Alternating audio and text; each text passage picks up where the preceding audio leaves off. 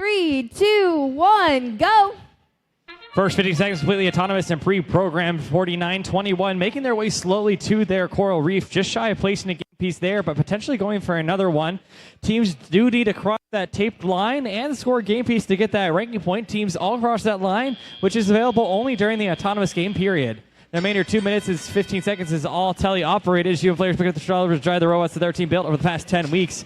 81-16 with the Hatch Batch and all of their friends continue to score game pieces around the field of play, dumping just over the top of the reef and scoring down in an L1 part of the other side. Still worth 2 points for their alliance.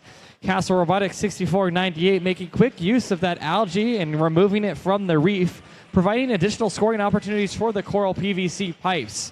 Green Engineers, our friends from Michigan, not to be outdone, trying to reduce that cycle time, the time from picking up a game piece to scoring it on the reef station.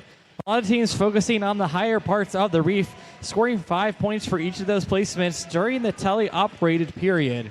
Scores currently 40-23 in favor of the Red End Lions. Plenty of time remaining in the match to change that with just under 90 seconds remaining.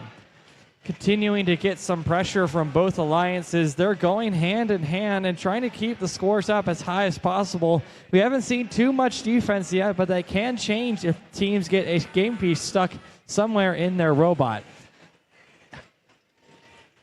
94-91 with a very simple way to remove algae has been great for them so far this season.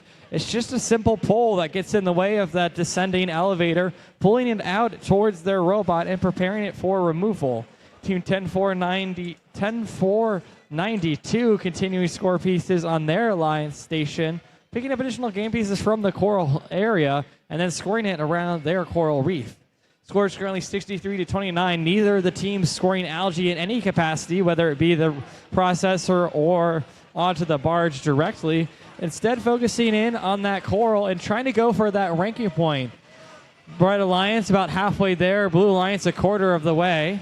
We just heard that sonar ping, though, which means there's only 20 seconds remaining in the match. Teams making their way over to those cages.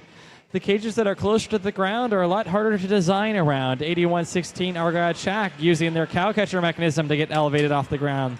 64-98, a couple of pop sounds, but still in the movement. Going to get some points for parking potentially. And that's about all the time we have here for qualification match 35. Here at the Finn District event presented by Toyota Indiana and Vincennes University Center for Applied Robotics and Automation here in Washington.